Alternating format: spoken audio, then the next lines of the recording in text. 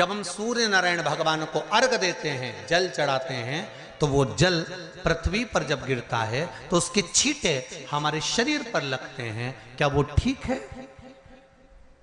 क्या वो श्रेष्ठ है? तो शिव महापुराण की कथा कहती है, जब हम सूर्य को अर्घ देते हैं, सूर्य को जल चढ़ाते हैं, वो पानी जब पृथ्वी पर गिरता है, उसके छींटे हमारे शरीर पर लगते हैं, तो वो श्रेष्ठता का भाव निर्मित करते हैं, वो गलत नहीं हो सकता।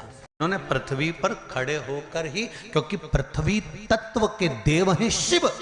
जब हम मृत्यु लोक पर खड़े होकर, पृथ्वी पर खड़े होकर भगवान शंकर का भाग पृथ्वी तत्व को धारण कर कर जल को हाथ में लेकर जब समर्पित करते हैं, और जो जल नीचे गिरता है वो शरीर पर अगर लगता है तो हमको उसका आशीर्वाद ही प्राप्त होता है, दोष नहीं लगता। पर लोगों ने इसको विपरीत कर दिया। कि कौन ने विपरीत करा? कई लोगों ने इसको विपरीत कर दिया।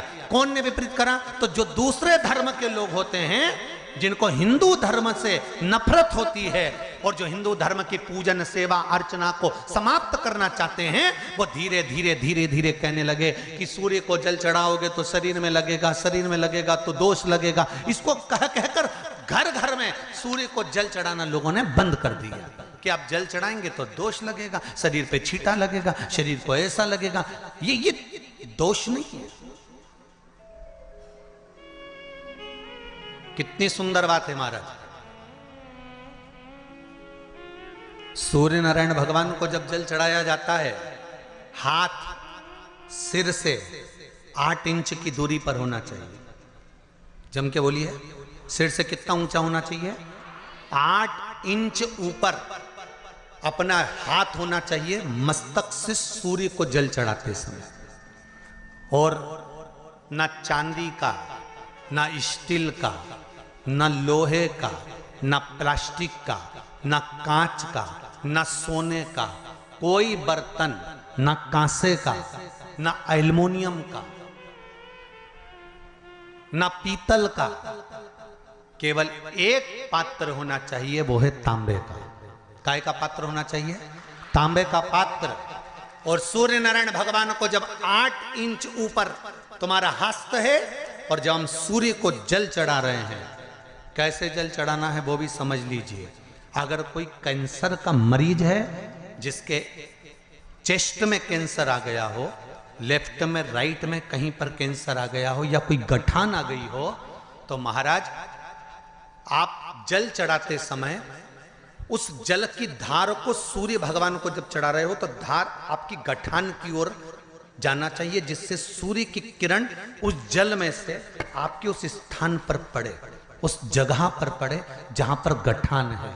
महाराज आप लगातार जल तो चढ़ाना चालू करो, अच्छे अच्छे डॉक्टर फेल हो जाएंगे और कह देंगे गठान ठीक हो गई।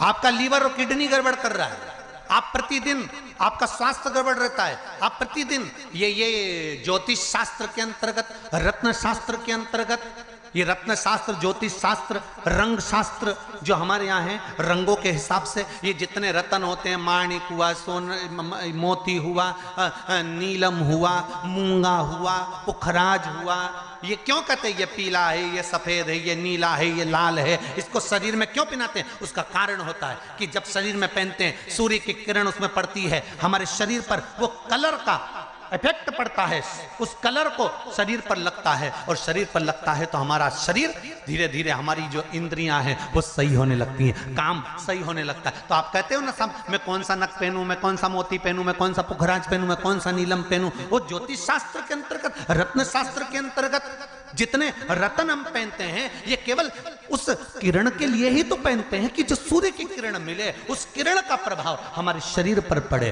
तो इन सबसे अच्छा है कि सुबह शंकर भगवान का नाम लो, तांबा का लोटा में जल भरो, 8 इंच ऊपर सिर से हाथ होना चाहिए, और सूर्य नारायण भगवान का दर्शन साधारण नहीं, जो जल तुम चढ़ा रहे हो, वो जल की जो धार आ रही है उसमें सूर्य का दर्शन होना चाहिए, तो कैंसर की बीमारी कभी नहीं हो सकती।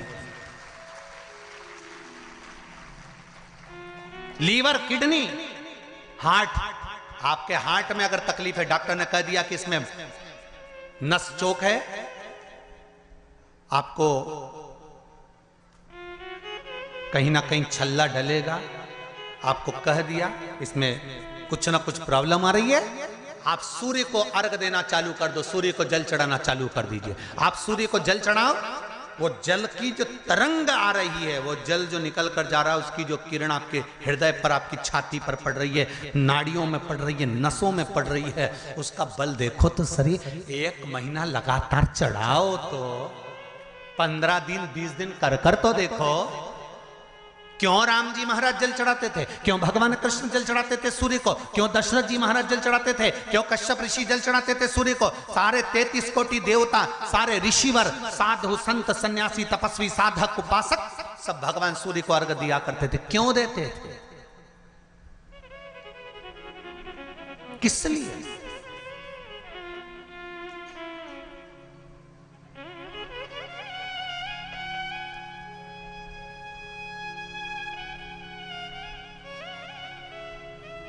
सूर्य नारायण भगवान को जल चढ़ाते समय आपके पंजों की एड़ी ऊंची नहीं होना चाहिए, ध्यान दीजिएगा महाराज। आपका पंजा पांव का पूरा की पूरा जमा होना चाहिए भूमि पर। हाथ कितने इंच ऊपर? 8 इंच ऊपर होना चाहिए।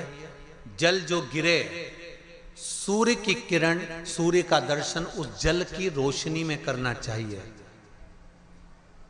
क्या होगा उससे?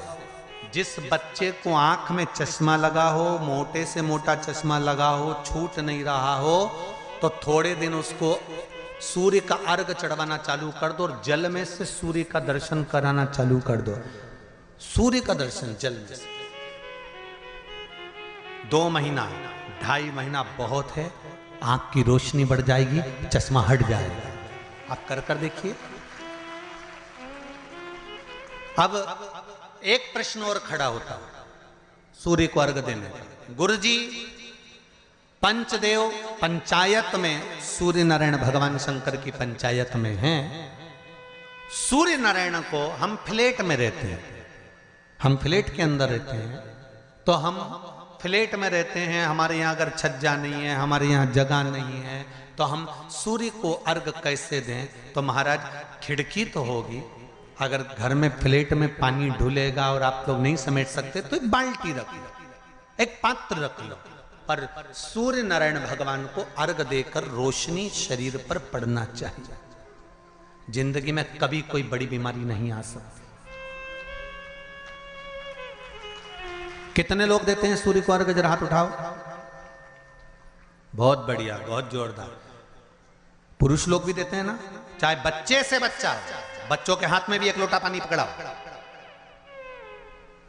घर में छोटे बच्चे हो ना, उनको तांबे का लोटा दो, पानी दो, जा बाहर खड़े हो जा, 1 लोटा पानी चढ़ा के आओ। पहले दिन आप स्वयं बच्चे के साथ बाहर खड़ी हो, ओटले पर, घर के बाहर खड़ी हो, छत पे खड़ी हो या घर के बाहर खड़ी हो, और बच्चे से कह लो चढ़ाओ बेटा, देखो ऐसा हाथ 8 इंच ऊपर करिए, तांबे का लोटा लेकर पानी धीरे धीरे डोलना है। जैसे वो स्लो मोशन के सीन नहीं होते नाटक में, ये एकदम धीरे धीरे धीरे, बस नहीं तो मालूम पड़े छोरा छोरी एक साथ उंडेल के अंदर नहीं। जल चढ़ाते समय उस पानी में से सूर्य की किरण पड़ना चाहिए, सूर्य की किरण। एक बात और कहना चाहूंगा, अगर आप लोग स्वीकार करेंगे तो, अगर कहीं आपको लगता हो कि बच्चा पढ़ने में कमजोर है, विद्या में कमजोर है, रिजल्ट अच्छा नहीं आ रहा, पढ़ने में कमजोर है, वो पढ़े, अपनी जगह पढ़े, वो कार्य करे अपनी जगह करे, मेहनत करे अपनी जगह करे, बच्चों को कह दो कि कुछ समय के लिए सूर्य को अर्घ देना चालू कर। सूर्य की किरण जहां पर ब्राह्मण या हिंदू धर्म का व्यक्ति मस्तक पर तिलक लगाता है, भुकुटियों के बीच में उस सूर्य की किरण इस भुकुटी के बीच पड़ना चाहिए, परंतु पानी कम से कम ना करते हुए स्लो मोशन में धीरे धीरे गिरना चाहिए, एकदम धीरे धीरे। तो यहां एक रेखा सूर्य की किरण से पड़ती है। चंद्रदेव का लड़का था, देखो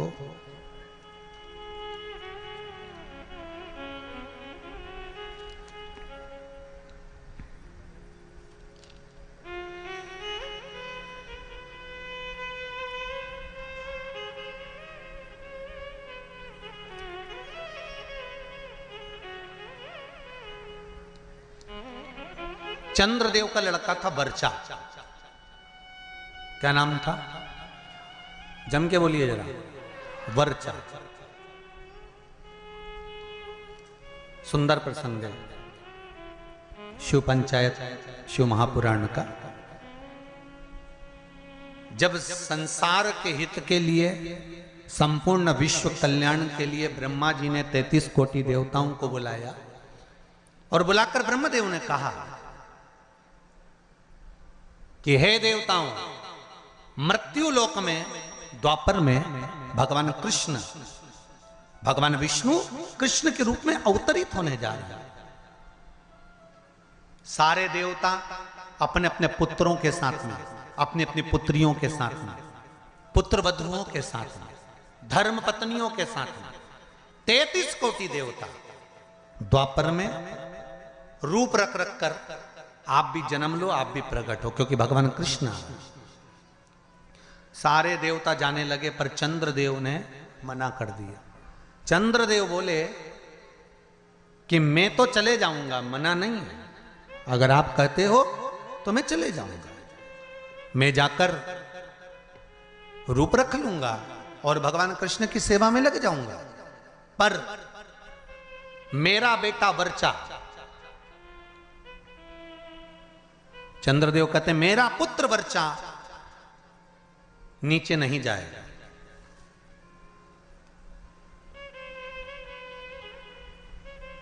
खूब समझाया देवताओं ने। देखिए, जब 33 कोटि देवता जा रहे हैं तो आप अपने पुत्र को क्यों नहीं भेजते?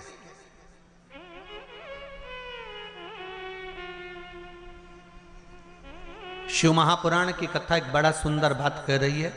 अच्छी लगे तो रख लेना, नहीं लगे तो जाते जाते कहीं कोई कुंड या तालाब मिले तो उसमें पटक देना। बात तो कहेंगे व्यासपीठ से, अच्छी लगे तो रखो।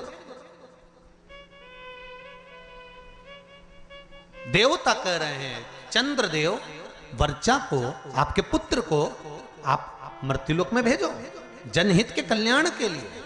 जब राष्ट्र हित की बात आए, जनहित की बात आए, धर्म की बात आए, सनातनियों की बात आए, देव और धर्म की बात आए, तो हर माता पिता को चाहिए कि अपने घर के बच्चों को सबसे पहली सीख ये दी जाए कि धर्म का जब मामला हो, सनातनियों का जब मामला हो, जब राष्ट्र सेवा का मामला हो, तो सामने जाकर खड़े हो जाओ, आगे जाकर खड़े हो जाओ। यह हर एक बच्चे को सीख देना चाहिए।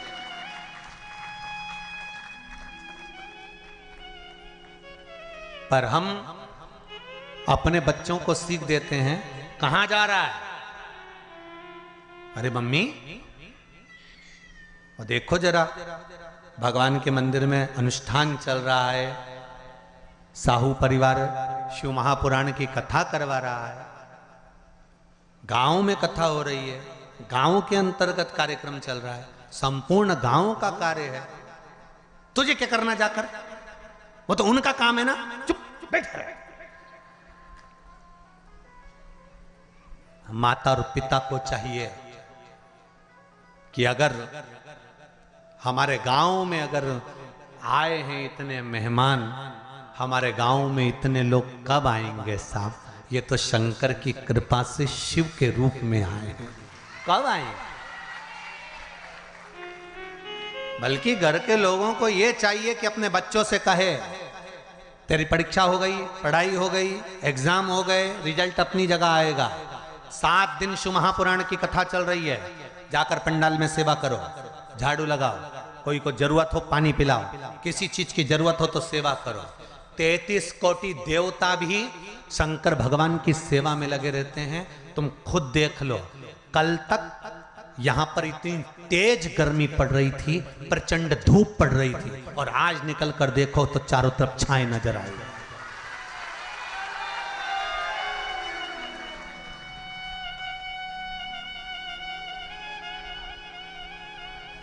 कार्यकर्ता कह रहे थे, गुरुजी इतनी गर्मी, इतनी गर्मी, इतनी गर्मी, इतनी गर्मी कि कपड़े तक पसीने में नहा रहे हैं। अब बोलो, गर्मी किस किस को लग रही है आज? जम के तो बोलो जरा, लग रही कहीं? सूर्य नारायण भगवान को भी शंकर जी ने कह दिया जरा छाता लगा ले थोड़ी देर के लिए, 3 घंटा कथा चल रही हो। ये शिव कृपा। और पूरे पंडाल में 2 बजे कथा चालू हुई है और 2 बजे से लेकर अभी जो भी टाइम हो 4:30 बजने वाली है, और उतनी देर में तुम देख लो पूरी जगह छांव ऐसी सब दूर धूप पड़ रही है, और यहाँ पूरे पंडाल के आसपास ऐसा लग रहा है जैसे भगवान खुद हवा कर रहा, खुद कृपा कर रहा। तो ये शिव कृपा नहीं तो और क्या है? शिव दया नहीं तो और क्या है?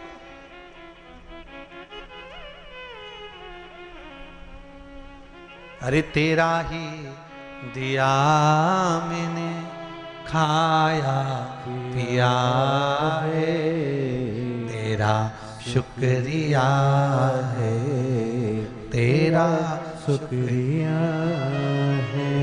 मुझे भोले बाबा ने बहुत दे दिया है, तेरा शुक्रिया है, तेरा शुक्रिया है। जब धर्म हित की बात आए, सनातनियों की बात आए, देव और देवताओं की बात आए, तब हमारे बच्चों को हमें सीख देना है कि आगे बढ़ जा।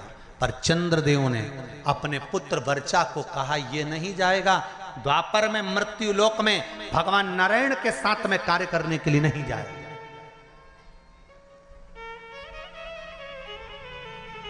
वर्चा को सूचना मिली, वर्चा को खबर मिली। कई लोगों के मन में एक प्रश्न आता है, भगवान कृष्ण पांडवों के साथ थे? बोलो तो थे ना? भगवान कृष्ण अगर पांडवों के साथ थे, भगवान कृष्ण को मालूम था अभिमन्यु चक्रव्यूह में फंस चुका है, भगवान कृष्ण चाहते सुदर्शन उठा के अभिमन्यु को बचा सकते थे। भगवान कृष्ण चाहते तो अभिमन्यु की रक्षा कर सकते थे, भगवान कृष्ण चाहते तो अभिमन्यु को बचा सकते थे, अभिमन्यु की रक्षा कर सकते थे।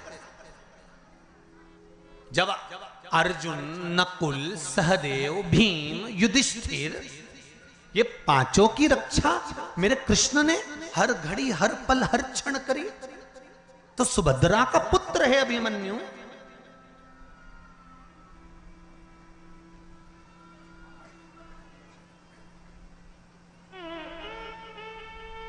अर्जुन का पुत्र है अभिमन्यु, तो फिर अभिमन्यु की रक्षा क्यों नहीं करी? क्या भगवान कृष्ण को नहीं मालूम था कि ये मरने वाला है? क्या भगवान कृष्ण को नहीं ज्ञात था कि ये मरने वाला है? उसकी कथा है ये। चंद्रदेव ने कह दिया था मैं मेरे बेटे को नहीं भेजूंगा। वर्चा को मालूम पड़ा,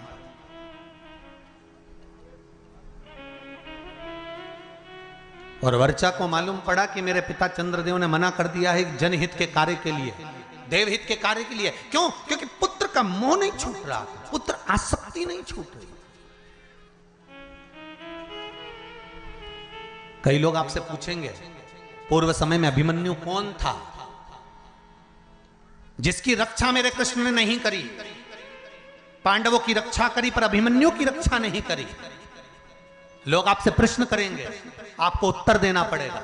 घर के छोटे बच्चे पूछेंगे मम्मी चक्रव्यूह में अभिमन्यु पड़ा था, महाभारत देखकर कहेंगे जब भगवान कृष्ण पांडवों के साथ थे तो अभिमन्यु की रक्षा क्यों नहीं करी? तो आपको बताना पड़ेगा कि अभिमन्यु पूर्व समय में चंद्र का पुत्र वर्चा था और इसकी रक्षा क्यों नहीं करी, वो भी कथा वर्णन कर रही है।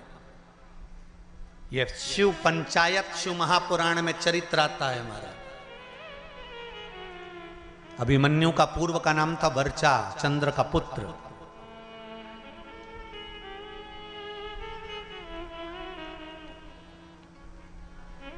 क्या कमी पड़ गई थी, क्यों नहीं करी? वर्चा को मालूम पड़ा कि मेरे पिता ने मुझे मना कर दिया, मेरे पिता ने कह दिया कि मृत्यु लोक में मेरा पुत्र वर्चा नहीं जाएगा, क्योंकि पुत्र आसक्ति, पुत्र मोह, पुत्र का स्नेह बड़ा प्रबल हो। पुत्र का मोह ही तो था जो धृतराष्ट्र का पूरा वंश डूब गया। अगर पुत्र मोह में धृतराष्ट्र नहीं पड़ता ना तो बच जाता पूरा परिवार, पूरा परिवार बच जाता। पर माताओं और भाई जितने लोग कथा सुन रहे हैं, आपसे निवेदन है इतना पुत्र मोह मत पालना कि तुम्हारी औलाद ही तुमको नष्ट कर दे, तुम्हें बर्बाद कर दे। ऐसा पुत्र मोह मत पालना।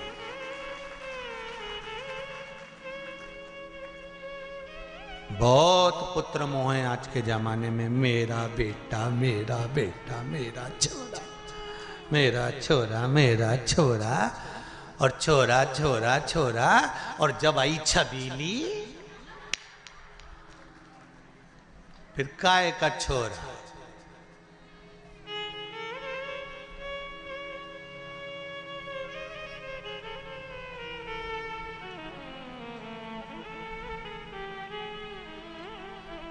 फिर तो छोरा छबीली के नैन पे चले। छबीली एक बार घूर के देख लेनी,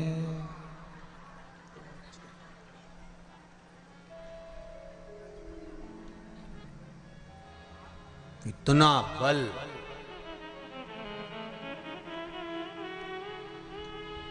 इतनी बार घर से निकलता था, कभी मम्मी से कहकर नहीं जाता था कि मैं यहाँ जा रहा हूं। जिस दिन से शादी हुई घरवाड़ी के 50,000 के जाना पड़ता है कि मैं यहाँ जा रहा हूं।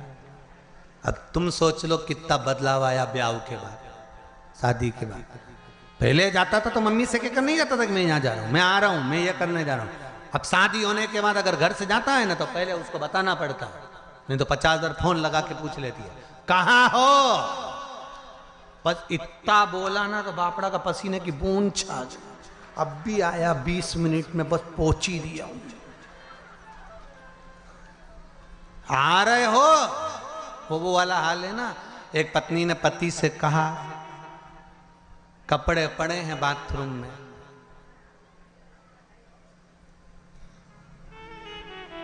धो देना नहीं तो मैं धो दूंगी। अब समझदार पति था, समझ गया अगर कपड़े नहीं धोए तो ये अपने को, मतलब एक ही लाइन बोली उसने जगदम्बा ने, बाथरूम में कपड़े पड़े हैं धो देना नहीं तो मैं धो दूंगी। अब उतने में समझदार पति समझ गया कि अपन को धोना जरूरी है, नहीं तो ये अपने को धो देगा। तो बेचारा नहाया बाद में, पहले वाने कपड़े ही धोया क्योंकि उसको मालूम था नहीं तो अपने धो देगी दाल। तो ये निवेदन है आप सबसे। बच्चों को वर्चा ने कहा अपने पिता चंद्र से कि आप पुत्र मोह में पड़े हो, पुत्र मोह की आसक्ति है आप।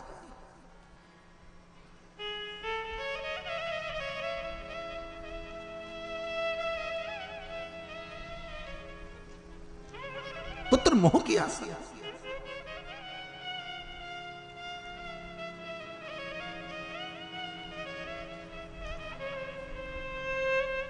बेटा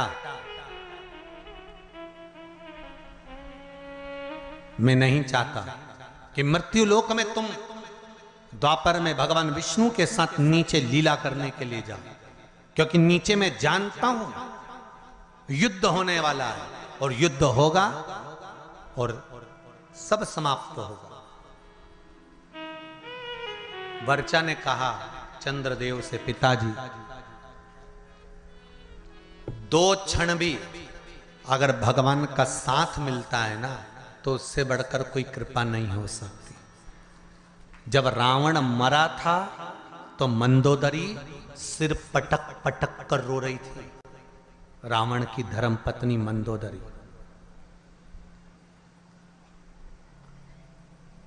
तो भगवान राम ने मंदोदरी से जाकर कहा, मंदोदरी तुम राजमाता हो,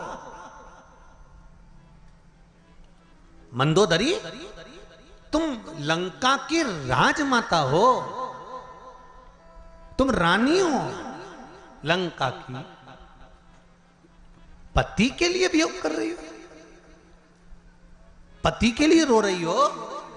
मंदोदरी कहती है कौन कहता है कि मैं पति के लिए रो रही हूं? मंदोदरी कहती है क्या आप मुझे अज्ञानी समझते हो? मंदोदरी राम जी से कहती है क्या मुझे आप अज्ञानी समझते हो? भगवान ने पूछा क्यों? मंदोदरी कहती है यह अज्ञानता की बात है कि किसी के मरने पर रोया जाए। आया है सो जाएगा राजा रंक फकीर, एक सिंहासन चढ़ गया दूसरा गया बंद जंजीर। ये तो संसार सागर है, जो आया है उसको जाना है। कोई अच्छे से जाएगा कोई बुरे से जाएगा, मरना तो सबको है, चाहे तुम बादाम खाओ चाहे रोटी खाओ। राख का ढेर सबका बनना। कहीं की ब्यूटी क्वीन भी होगी ना, उसके मरने के बाद राख क्वीन नहीं होगी।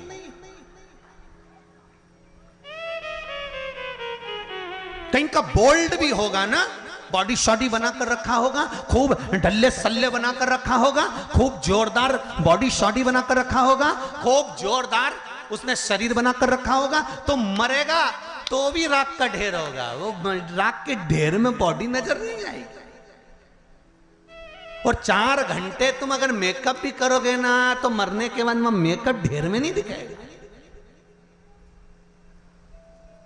तो बादाम खाओगे तो भी मरोगे, नहीं खाओगे तो भी मरोगे, रोटी खाओगे तो भी मरोगे, नहीं खाओगे तो भी मरोगे।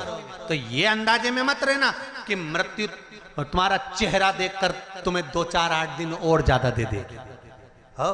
यमराज से किसी की रिश्तेदारी थोड़ी ना कि तुम जोरदार बहुत जोरदार श्रृंगार मिंगार करके रहो, 2 घंटा तक पेंसिल लाइन खींचो, डब्बा भरो, फिर खजूर वाली चोटी करो, ने जोरदार तैयार मैयार होके रहो। तो तुम सोचो कि यमराज आएगा तो मैं तो उससे कह दूंगी ने बाजू वाली के ले जा, ने मेरे को छोड़ जाओ। तो यमराज कहीं तुम्हारा काका जी लगे तो छोड़ जाएगा। इस अंदाजे में मत रहना रही हो छत्तीसगढ़ वाली। सुन लो ओ बमलेश्वरियों देवियों, अच्छे से सुन लेना, इस अंदाजे में मत रहना। तो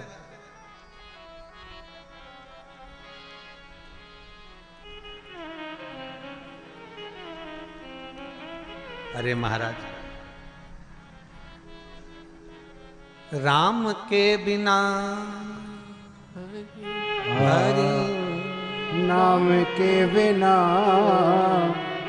नाम के बिना हरे, नाम के बिना जल जाए जीवा पापड़ी हरि नाम के बिना, जल जाए जीवा पापड़ी हरि नाम के बिना, जल जाए जीवा पापड़ी हरि नाम के बिना, जल जाए जीवा पापड़ी हरि नाम के बिना। राम के बिना हरि नाम के बिना, ओ नाम के बिना हरि नाम के बिना, ओ राम के बिना हरि नाम के बिना, ओ नाम के बिना हरि नाम के बिना, जल जाए जीवा पापड़ी हरि नाम के बिना, जल जाए जीवा पापड़ी हरि नाम के बिना।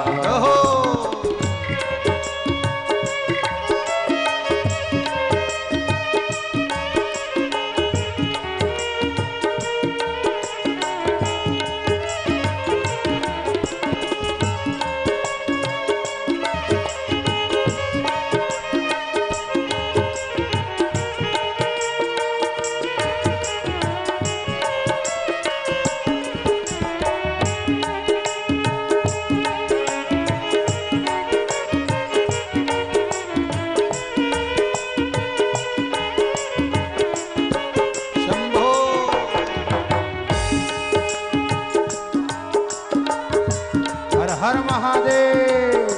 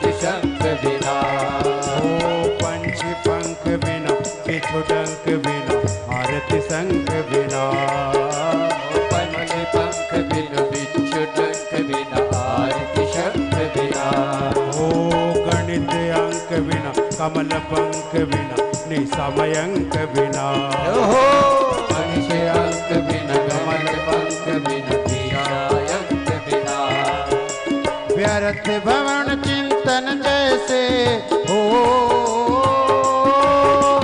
व्यर्थ भ्रमण चिंतन जैसे जैसे हरि नाम बिना जल जाए जीवा पापड़ी हरि नाम के बिना जल जाए जीवा पापड़ी हरि नाम के बिना नाम के बिना हरि नाम के बिना नाम के बिना हरि नाम के बिना ओ नाम के बिना हरि नाम के बिना ओ नाम के बिना हरि नाम के बिना जल जाए जीवा पापड़ी हरि नाम के बिना जल जाए जीवा पापड़ी हरि नाम के बिना ओ जल जाए जीवा पापड़ी हरि नाम के बिना जल जाए जीवा पापड़ी हरि नाम के बिना हो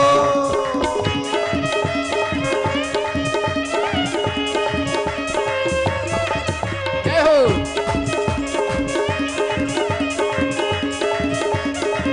शंभो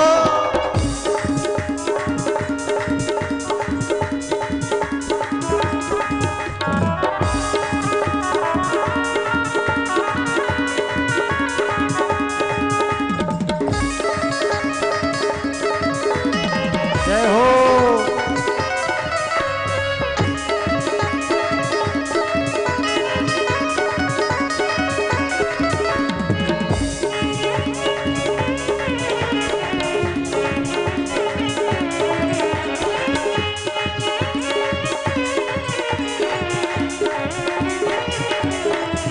जल जाए जीवा पापड़ी हरि नाम के बिना जल जाए जीवा पापड़ी हरि नाम के बिना जल जाए जीवा पापड़ी हरि नाम के बिना जल जाए जीवा पापड़ी हरि नाम के बिना हर हर महादेव वर्चा ने कहा पिताजी तुम्हारा ये मोह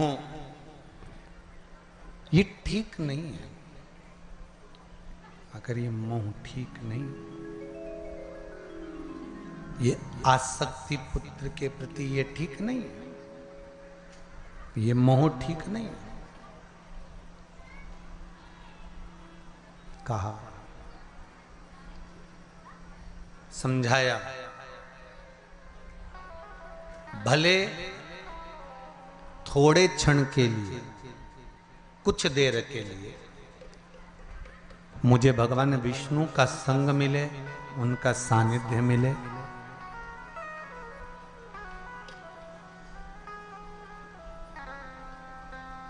पर मिला तो सरी ना।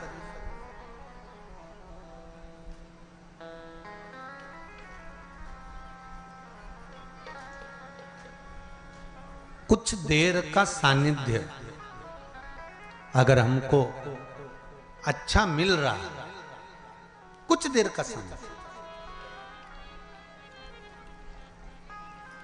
तो पहले भगवान को धन्यवाद देना कि हमको अच्छे लोगों का संग सानिध्य मिल रहा है।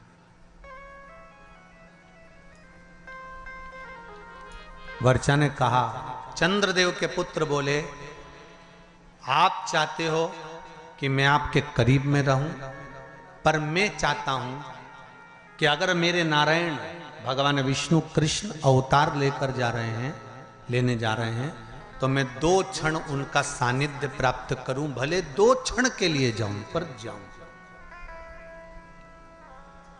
अपने नजदीक में अगर शिव महापुराण की कथा हो, कहीं आसपास क्षेत्र में कहीं कथा हो, सत्संग हो, तो प्रयास करना कि भले थोड़ा समय जाऊं, पर जाऊं, शिव की आराधना कर कर आऊं, शंकर की उस धरा को चरण छू कर आऊं जहां का कंकर शंकर है, उसको छू भले 2 क्षण पर जाऊं, वहां पहुंचूं।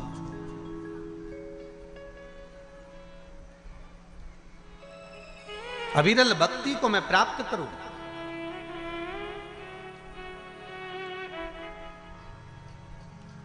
शिव आराधना में मैं डूबूं।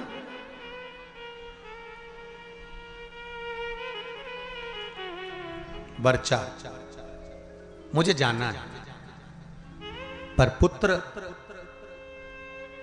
मैं तुझे भेजने से पहले देवताओं से बात करूंगा। चंद्रदेव ने बुलाया भगवान ब्रह्मा को और ब्रह्मदेव से कहा, प्रभु मेरी एक बात को स्वीकार करेंगे? बोलिए क्या बात?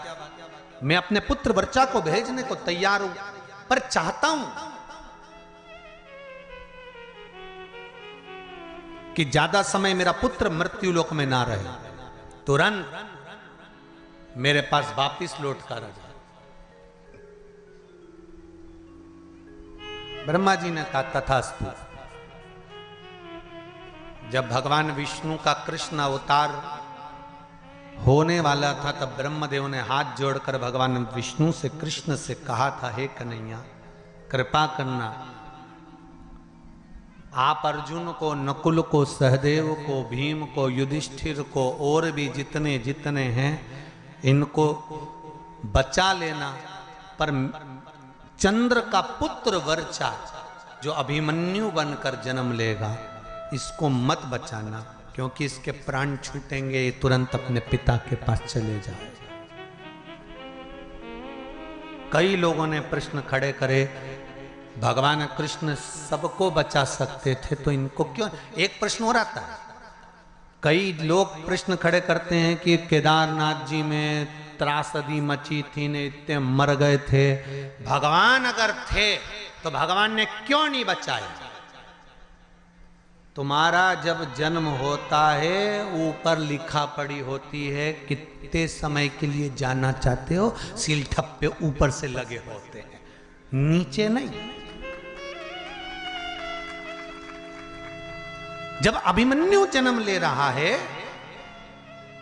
तो वर्चा स्वयं चंद्रदेव करेंगे, मेरा पुत्र मुझे शीघ्र चाहिए।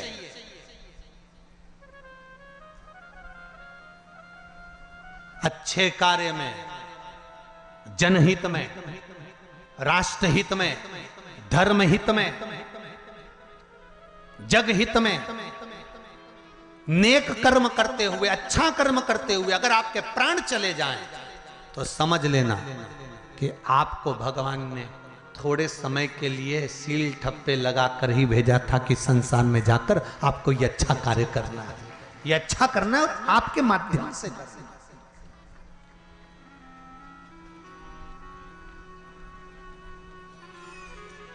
जाओ आप ये कर्म करो। वर्चा अभिमन्यु बनकर जन्मे, आए, कर्म करा, स्वयं भगवान कृष्ण को ध्यान में था कि अभिमन्यु को घेर लिया गया है, इसको छुड़ाना चाहिए, पर नहीं छुड़ाया। अर्जुन ने कहा मेरा पुत्र मर रहा था और आपने बचाया नहीं। भगवान के कैसे बचाऊं, क्योंकि ऊपर से लिखा पढ़ी कर कर आया था कि मैं थोड़े समय के लिए जाऊंगा, थोड़े समय के लिए जाऊंगा और जाकर ये कार्य करूंगा। तो फिर थोड़े समय के लिए आया,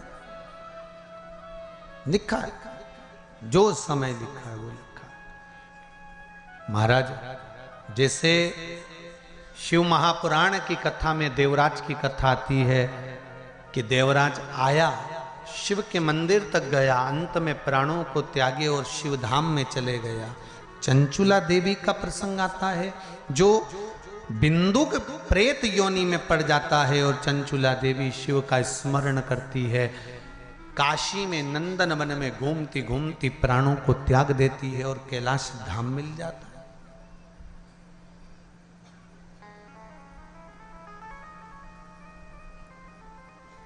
कैलाश धाम मिल गया उनको। तब वहां पर भी उसको सुख नहीं मिलता, क्योंकि पति स्मरण में आता है। इसकी गति क्या है? मेरा पति चोरी कर कर लाया, कपट कर कर लाया, छल कर कर लाया, बेईमानी कर कर लाया, प्रपंच कर कर लाया, ला ला कर मुझे दिया, पर उसको प्रेत की योनि मिल गई। भोग तो मैंने भोगा है ना, उसको प्रेत की योनि मिल गई। उस प्रेत योनि से उसको छुड़ाना, उस प्रेत योनि से उसको मुक्त करना। तो उसने देवादिदेव महादेव से प्रार्थना कर कर फिर तुमरुका जी से शिव महापुराण की कथा सुनना चाहिए। शंकर और पार्वती ईश्वर जी और गोरा जी बनकर पधारे। हमारे बीच में ईश्वर जी और गोरा जी आ रहे हैं। शरीर की मूलता इसको नहीं कहेगी केवल खाया पिया और आप सो गए, इसमें शरीर की मूलता नहीं है।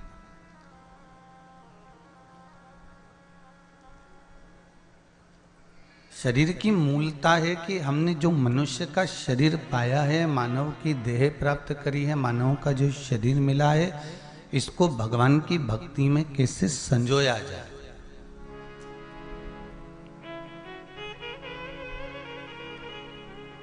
एक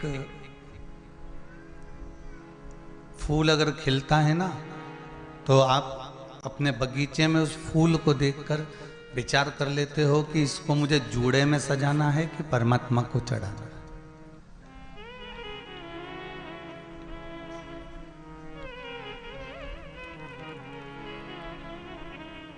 इस फूल को आप देखकर समझ जाते हैं कि इसको मुझे जूड़े में सजाना है कि इसको मुझे परमात्मा को चढ़ाना है। ये फूल, ये पुष्प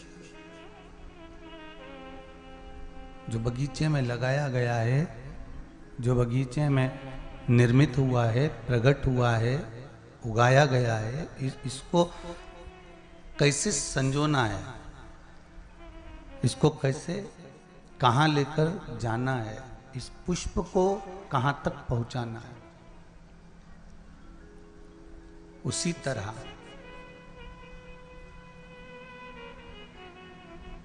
जैसे पुष्प के लिए विचार करा जाता है कि ये पुष्प मुझे जूड़े में लगाना है कि भगवान को चढ़ाना है, कहाँ समर्पित करना है, इसको मुझे कहाँ तक पहुँचाना है इस पुष्प को। उसी तरह यहाँ शिव महापुराण की कथा भी कहती है कि परमात्मा ने अपने बगीचे में, इस संसार सागर में हमारा जो जन्म कराया है, हमें जो जन्म दिया है, हम भी उसके बगीचे के एक पुष्प हैं। हम भी उसकी बगीचे के पुष्प हैं और उस बगीचे के पुष्प को परमात्मा भगवान की भक्ति में रमाना चाहता है या संसार सागर में इसको उलझाना चाहता है, ये परमात्मा निश्चित कर कर भेजता है। पर कुछ प्रयास आपका, कुछ प्रयास हमारा होना चाहिए।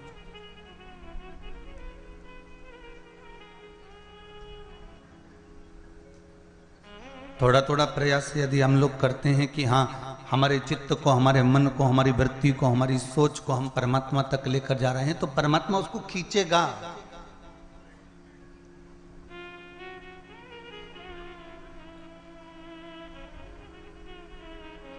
और यदि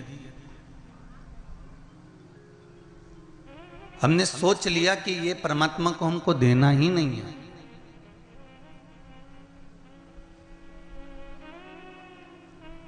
हमें परमात्मा तक लेकर जाना ही नहीं है, तो फिर परमात्मा भी सोचता है कि मैंने जिस पुष्प का निर्माण जिस चीज के लिए करा था, वो पुष्प वहां तक पहुंच ही नहीं रहा।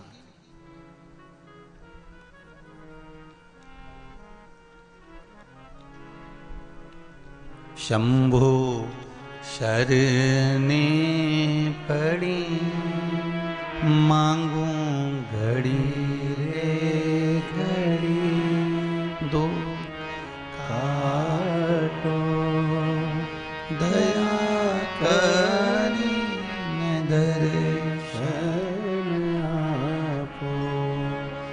हे शिव, हे शंकर, हे त्रिकालदर्शी, हे कैलाशी, है अविनाशी, है शिव, हे करुणा करने वाले, हे दाता, हे दया करने वाले।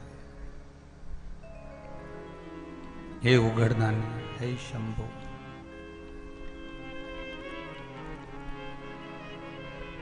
ये जो शरीर मिला, इस शरीर को हम परमात्मा की भक्ति तक लेकर जाएं और परमात्मा की अविरल भक्ति में इसको डुबो दें।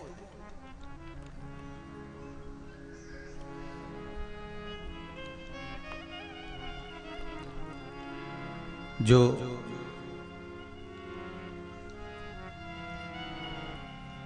साहू परिवार द्वारा यहाँ जो कथा चल रही है,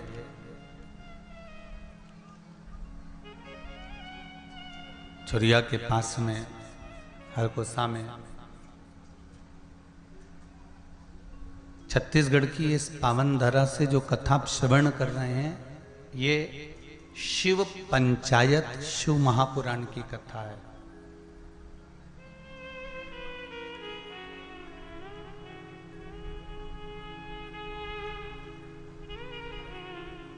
भगवान राम के मंदिर पर जाएंगे, क्या राम जी का रोज जल चढ़ाने को आपको मिलता है?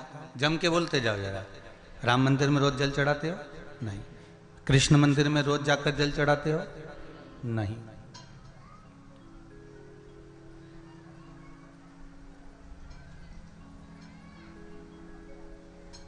किसी भी देवता के मंदिर में रोज जाकर जल नहीं चढ़ाया जाता, पर दो इस शिव पंचायत के दो देव ऐसे हैं जिनको रोज जल चढ़ाया जाता है। एक सूर्य नारायण और दूसरे मेरे देवादिदेव महादेव, दोनों पर जल रोज चढ़ता है प्रतिदिन।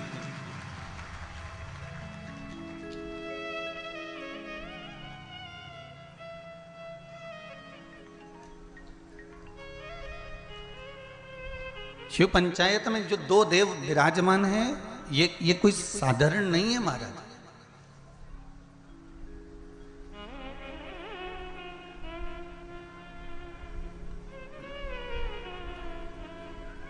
इन दोनों देवताओं पर जल जो चढ़ाने का क्रम है,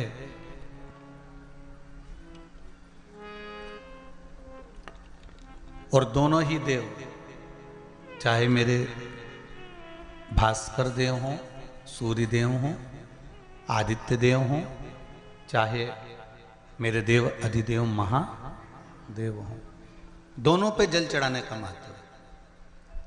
आप में से कितने लोग हैं जो सूर्य को रोज प्रतिदिन अर्घ देते हैं? जरा हाथ उठाइए। बहुत सारे हैं। धर लीजिए, धर लीजिए, बहुत बढ़िया, करना चाहिए। ये जो आज के समय में दुनिया के लोगों को जो ये बीमारियां हो रही हैं ना, कि हृदय गति रुक जाती है, कहीं अटैक आ जाता है, कहीं हार्ट काम करना बंद कर देता है, कहीं लीवर किडनी में सूजन आने लगती है, कहीं लीवर काम करना बंद कर देता है, कहीं किडनी काम करना बंद कर देती है, कहीं डायलिसिस चालू हो जाता है, कहीं बाईपास करवाना पड़ जाता है, कहीं नसें ब्लॉक होने लगती हैं, डॉक्टर ने कह दिया बाईपास कराओ।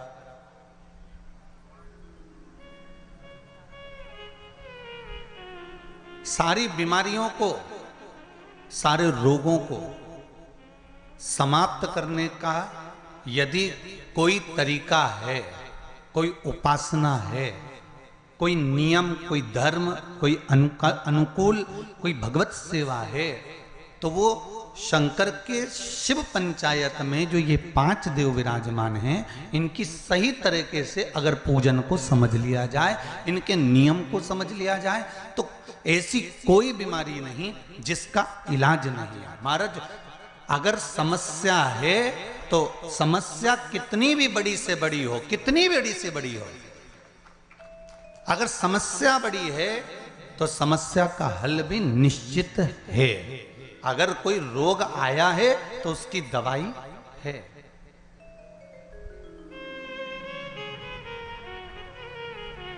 कोई दुख, कोई तकलीफ, कोई कष्ट आया है, कोई रोग आया है, कोई बीमारी आई है, कोई दुख आया है, तो उसका हल है, उसका हल निकले।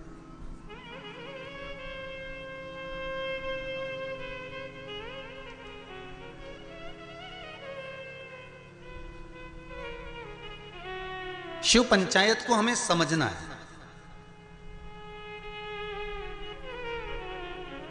और छत्तीसगढ़ की इस पावन धरा से कथा सुन रहे हो, मां बमलेश्वरी के पास में बैठकर हम भी सोचे कि आखिर ये कथा शिव पंचायत मां बमलेश्वरी के पास क्यों हो रही है। क्योंकि पंचायत में, शंकर की पंचायत में 5 देव हैं। पहला विष्णु, दूसरा सूर्य, तीसरा गणेश, चौथी है मां दुर्गा और 5वें नंबर पर है शंकर। ये 5 देव मिलकर शिव पंचायत बनती है। तो हमने विचार करा कि आखिर ये मां बमलेश्वरी के पास में कथा क्यों हो रही है, डोंगरगढ़ के पास में ये कथा क्यों हो रही है, डोंगरगढ़ बमलेश्वरी से 25 किलोमीटर दूरी पर ये कथा क्यों हो रही है। तो समझ में ये आया कि मां बमलेश्वरी दुर्गा भवानी इस कथा को इसलिए करवा रही है क्योंकि शिव पंचायत में 5 देवताओं में आद्य शक्ति बमलेश्वरी ही मूल रूप से विराजमान है। नहीं तो शिव पंचायत तो अभी चाहते तो देपालपुर हो सकती थी, या फिर आगे रायसेन में कथा है वहां हो सकती थी। अभी रायसेन में भी कथा है 3 तारीख से, 3 अप्रैल से शायद रायसेन में कथा। वहां पर शिव त्रिपुंड शिव महापुराण की कथा रखी है, त्रिपुंड शिव महापुराण। तो शिव पंचायत शिव महापुराण की कथा वो भी बमलेश्वरी के चरणों में। और सबसे ज्यादा भाग्यशाली तो हमने पहले भी कहा है,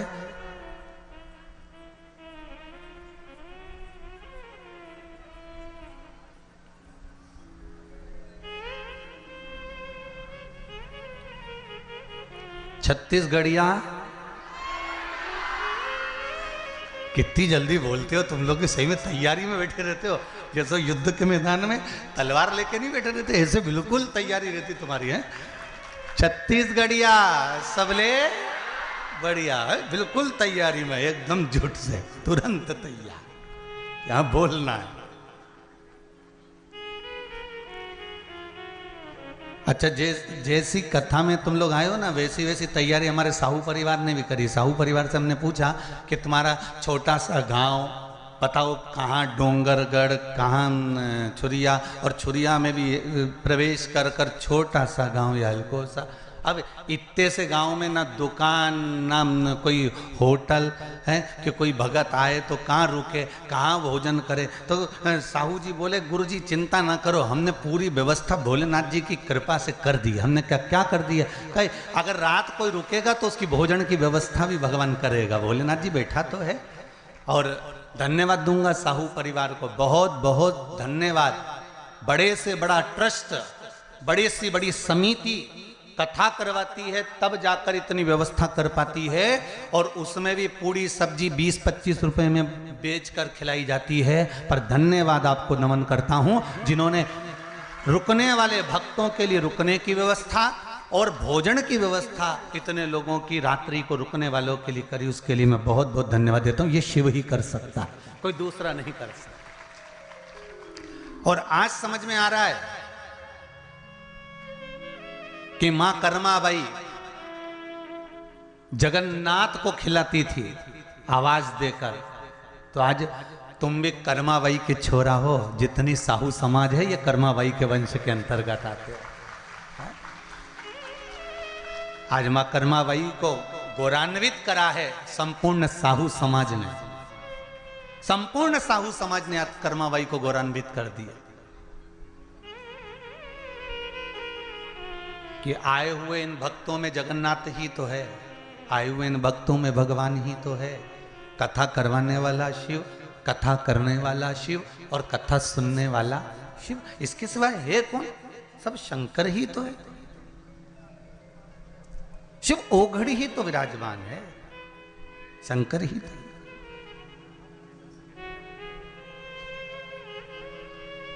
और हम तो महाराज केवल इस पोथी और पुराण को लेकर आते हैं और जितना है इसमें खजाना भरा हुआ आपको लुटाने का प्रयास करते हैं कि आप इसको लूट लो, आप अपने पास में इसको रख लो, फिर मौका मिले ना मिले इसको संजो लो, इसको रखिए। इसलिए कहते हैं ना राम नाम के महाराज।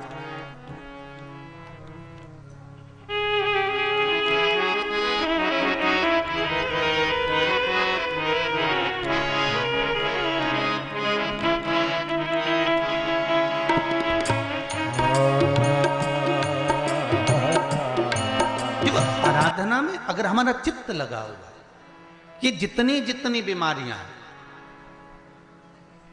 फिर निवेदन करूंगा छत्तीसगढ़ की इस पावन धरा से, चाहे हार्ट से जुड़ी हो, चाहे लीवर से जुड़ी हो, चाहे किडनी से जुड़ी हो, चाहे बड़े से बड़ी, यहां तक शरीर में अगर गांठ भी पड़ी हुई है, तो इन शिव पंचायत के एक एक देवता का पूजन का विधान समझ लीजिए बस।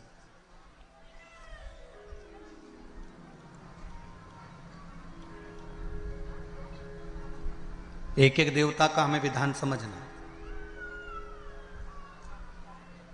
शिव परिवार का मंदिर आपके गांव में भी होगा, है शिवलिंग, गणेश जी, कार्तिकेय, पार्वती जी, नंदीश्वर, ये सब अपने गांव में भी रहता, अपने गांव में भी है, ठीक है।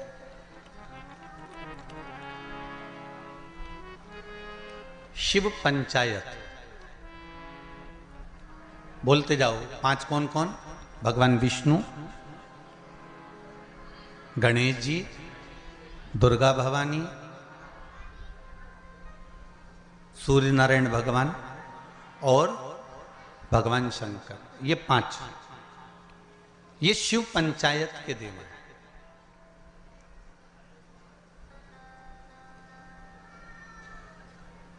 कहते हैं पंच तत्व से मिलकर ये मनुष्य का शरीर बना हुआ है। पंच तत्व से मिलकर ये ब्रह्मांड बना हुआ है।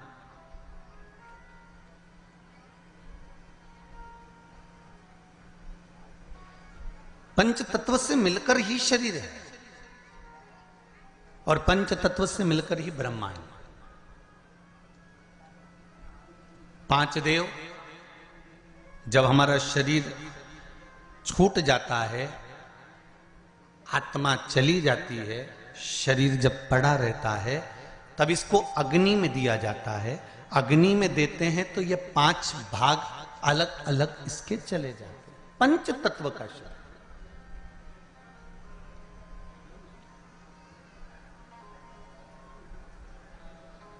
ब्रह्मांड में सबसे ज्यादा क्या चीज है? पृथ्वी की पानी। अगर आप नेट पर सर्च करेंगे, निकालेंगे, करेंगे, कहीं सुना होगा तो सबसे ज्यादा है जल।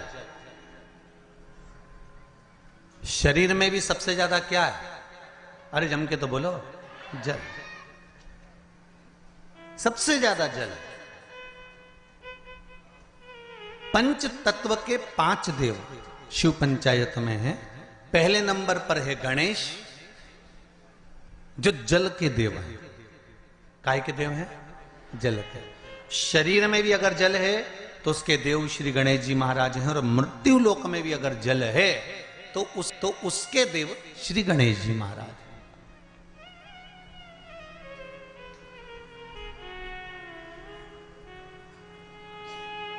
हमारे जीवन में शरीर में जल ज्यादा है, मृत्यु लोक में ब्रह्मांड में जल ज्यादा है। इसलिए सर्वप्रथम किसको बनाया गया? श्री गणेश जी महाराज को। क्यों?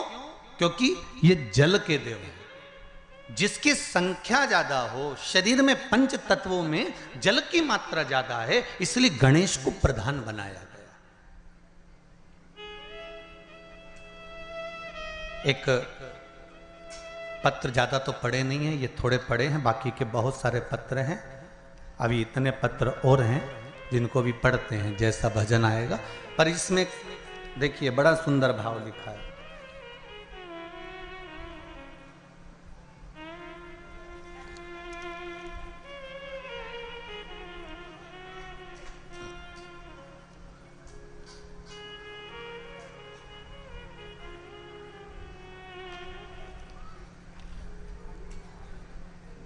रानू गोस्वामी, पाटन, जिला दुर्ग से हैं। कहीं हैं? आप ही हैं? जरा दोनों हाथ हिला दो एक बार। हर हर महादेव। दीदी आपने पत्र लिखा है रानू गोस्वामी, पाटन जिला दुर्ग से।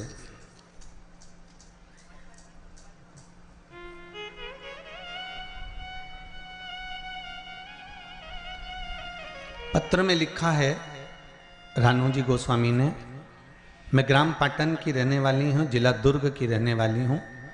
मैं पशुपति व्रत का क्या वर्णन करूं गुरुदेव। दीदी आपने पत्र में लिखा है, मेरे जेठ जी का काम छूट गया था, कोई काम नहीं था। आपकी भिलाई में कथा जब शुरू हुई तब हम लोगों ने सुनी थी। कथा सुनने के बाद पशुपति नाथ का व्रत किया, जिसके प्रभाव से उनको पुनः काम मिल गया, और काम भी मिला तो ऐसा कि जो सोचा ही नहीं था, ये शिव की कृपा से प्राप्त हुआ। पत्र में लिखा है। और इसी पत्र में पंचदेव के जल देव का वर्णन भी आया, उसको समझिएगा जरा, देखिए।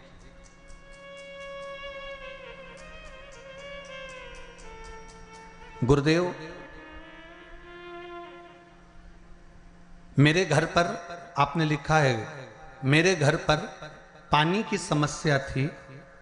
आस्था चैनल पर भी पत्र पढ़ाया जा रहा है, जिससे कई लोगों को लगे कि कहीं गुरुजी तो पत्र नहीं लिख देते हो, इसलिए आप लोगों को पत्र आस्था चैनल के माध्यम से भी आपको बताया जाता है।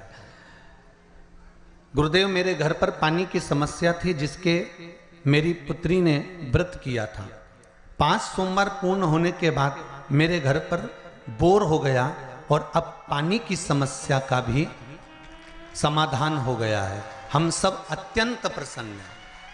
बहुत बहुत धन्यवाद रानू जी, ग्राम पाटन, जिला दुर्ग से। बैठ जाइए। बहुत बहुत साधुवाद। बाबा देवादिदेव महादेव की कृपा पर बनी रहे। हर हर महादेव। अर्थात इस पत्र के माध्यम से हमको यह समझना है कि हम शिव की आराधना केवल अकेले नहीं कर रहे हैं। फिर एक निवेदन करूंगा आप लोगों, आप अगर शंकर जी के मंदिर में एक लोटा पानी चढ़ा रहे हो ना, तो ये विचार मत करना कि क्या हमने केवल शंकर जी को चढ़ाया। शंकर भगवान की जहां कटी होती है, अर्थात जो नीचे की पीठ होती है, जिस पे शिवलिंग रखा होता है, वो पीठ है माँ दुर्गा भवानी, माँ आदिशक्ति, माँ जगदम्बा, माँ दुर्गा, माँ देवी। और शिवलिंग जो रखा हुआ है वो शंकर का स्वरूप है। ऊपर से जो जलाधारी में से जल गिर रहा है, एक एक बूंद, वो जया, विषहरा, शामरी वारी, दौतली, देव, शिव जी की 5 बेटियां। जो शिवलिंग के सामने एक मोटी सी बीच में लाइन होती है, वो शंकर जी की छोटी लड़की अशोक सुंदरी है। और जो दोनों साइड में भाग नजर आता है, ये गणेश जी और कार्तिकेय जी महाराज। गणेश और कार्तिकेय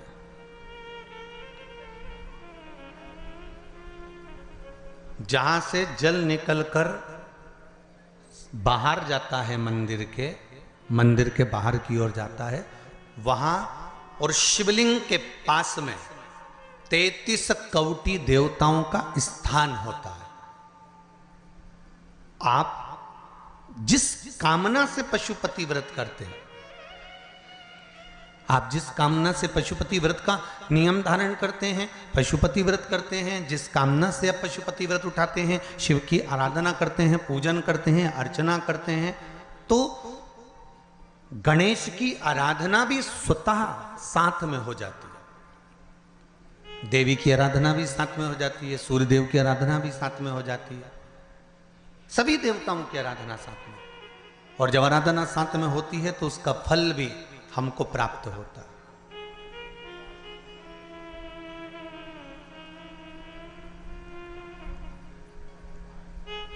उसका फल भी हमको मिलता है। जैसे शिव पंचायत का पूजन कर कर एक कलश में जल भरकर पुष्य नक्षत्र में, और वो भी गुरु पुष्य में, ब्रह्म मुहूर्त में कलश में जल भरकर 5 बेलपत्री शिव, गणेश, दुर्गा, सूर्य नारायण और विष्णु भगवान, इन 5 के नाम से जब हम कलश के अंदर डाल देते हैं, और डालने के बाद में गुरु पुष्य के ब्रह्म मुहूर्त में सुबह 4 बजे के करीब में हम जहां हमारा मन पड़े वहां पर अगर बोर लगवा देते हैं तो पानी तो निकलना ही होता है। ऐसा हो ही नहीं सकता कि जल ना निकले, जल निकलेगा ही।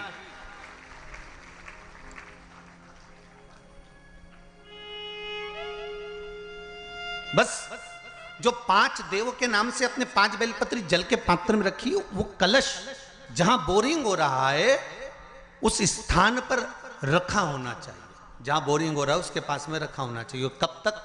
जब तक वो जल ना निकले, और निकलेगा। पर ब्रह्म मुहूर्त में ही गुरु पुष्य के दिन उसका जल खनन होना चाहिए महाराज। भूमि में से जल के लिए प्रयास होना चाहिए। पंचदेव फिर ध्यान दे लेना। 5 देव कौन से? शिव पंचायत के, क्योंकि देवता होने भी जब यज्ञ के लिए जाते हैं, देवता जब अनुष्ठान के लिए जाते हैं, देवता जब युद्ध के लिए जाते हैं, देवता जब किसी कार्य के लिए जाते हैं, और जब कार्य के लिए पहुंचते हैं, जब देवता कार्य के लिए जा रहे हैं और लगता है कि ये कार्य पूर्ण नहीं होगा, ये कार्य सफल नहीं हो पाएगा, हम जिस कार्य के लिए निकले हैं इस कार्य में कहीं ना कहीं अड़चन उत्पन्न होने वाली होती है, तो सारे देवता उठकर भगवान शंकर के पास जाते हैं और शिव की पंचायत को लगाते हैं। शिव पंचायत में जैसे ही कोई बात सम्मुख में आकर खड़ी हो जाती है, शिव पंचायत में जैसे ही कोई बात सामने लाकर रख दी जाती है, मात्र कुछ ही क्षण में शंकर भगवान की पंचायत उसको समाप्त कर देती है और कार्य सफल कर देती है। शिव पंचायत का बल बड़ा प्रबल है। अब एक बात और ध्यान दीजिए। कई लोगों के मन में आता है, गुरुजी शिव परिवार के मंदिर जाता होते हैं तो शिव पंचायत के मंदिर क्यों नहीं बनते? इंदौर में एक मंदिर है, छत्तीसगढ़ में भी एक मंदिर है, उसकी सूचना भी मैं कल उसमें देखेंगे अपने लिंग पुराण के अंतर्गत, तो उसमें निकल जाएगा। उज्जैन में भी एक मंदिर। तो शिव पंचायत के मंदिर क्यों नहीं बनते गुरुदेव? प्रश्न तो खड़े होते हैं। एक प्रश्न आया है, अच्छा है, देखिए।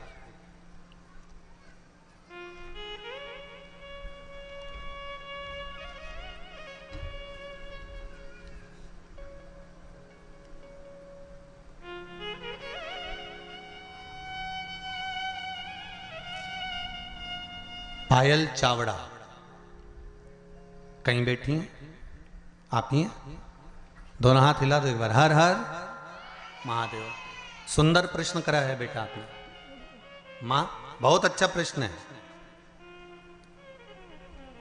शिवजी, गुरुदेव आपसे पूछना है, शिवजी आदि और अंत कुछ नहीं है तो उनकी उत्पत्ति भी नहीं हुई है, तो छिपरा मैया उनकी बहन कैसे हुई? कृपया कथा बताएं। बहुत सुंदर प्रश्न है भाई, जोरदार ताली बजाओ। बैठो दीदी, बैठो। बहुत सुंदर प्रश्न के लिए बहुत बहुत धन्यवाद। ऐसे प्रश्न अगर उपजे ना, लोग फालतू के प्रश्न करें ना तो वो आनंद ना आए, और जो प्रश्न काम के हैं ना, ऐसे प्रश्न अगर आए ना तो कथा का भी आनंद बढ़ जाए, कथा का भी एक रोचकता बढ़ती है इन प्रश्नों के माध्यम से। अब आपने लिखा है कि शिव की उत्पत्ति या अंत है ही नहीं, अजन्मा है शंकर। सारे वेद पुराण शास्त्र जो तुमको पढ़ना है पढ़ लो, जो तुमको उठाना है उठा लो, सबके जन्म का प्रसंग मिलेगा, शिव के जन्म का नहीं। हां, विष्णु पुराण में शिव के जन्म का एक प्रसंग छोटा सा ब्रह्मा जी के द्वारा प्रकट होने का लिखा है।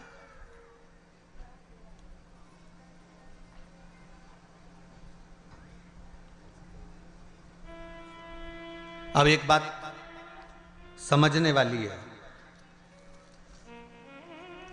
आजन्म में शिव हैं तो उनकी बहन कैसे?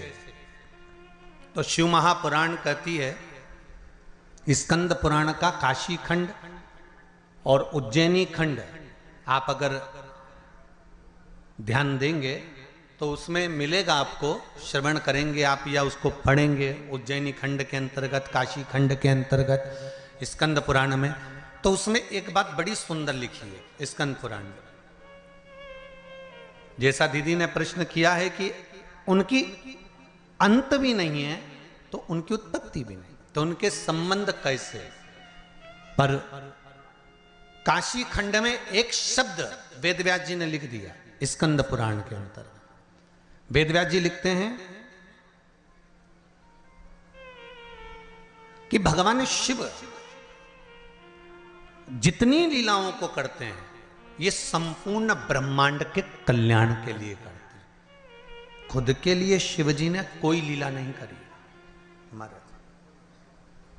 भगवान शंकर ने खुद के लिए कोई लीला नहीं करी। मेरे राघव जी ने जो लीला करी अपने पिता के वचन को निभाने के लिए करी। मेरे भगवान कृष्ण ने जी लीला करी वो अपने माता पिता के अनुकूल करी है।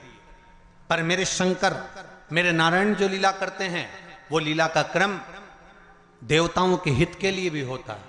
पर मेरे भगवान देवादिदेव महादेव जितनी लीला को करे हैं, मेरे शंकर भगवान ने जो जो धारण करा, जो जो लीला करी, चाहे माता सती को भस्म करवाया हो, चाहे पार्वती के साथ में मंगल विवाह हुआ हो, चाहे गणेश जी महाराज का प्रागट्य हुआ हो, चाहे कार्तिकेय बाबा का प्रागट्य हुआ हो, चाहे जया विषहरा शामली बारी दौतली या अशोक सुंदरी का प्रागट्य हुआ हो, चाहे शिव की जितनी लीलाओं का क्रम आता है, ये शंकर भगवान ने स्वयं के लिए नहीं, शंकर भगवान ने संपूर्ण जनमानस के कल्याण के लिए अर्थात जनमानस को प्रेरणा देने के लिए करी।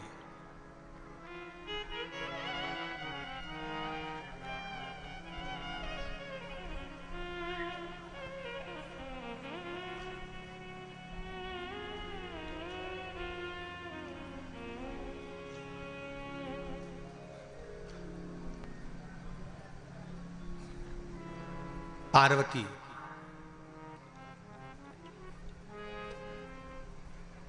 नर्मदा, मां गंगा, क्षिप्रा, सरयू, मंदाकिनी, गोदावरी,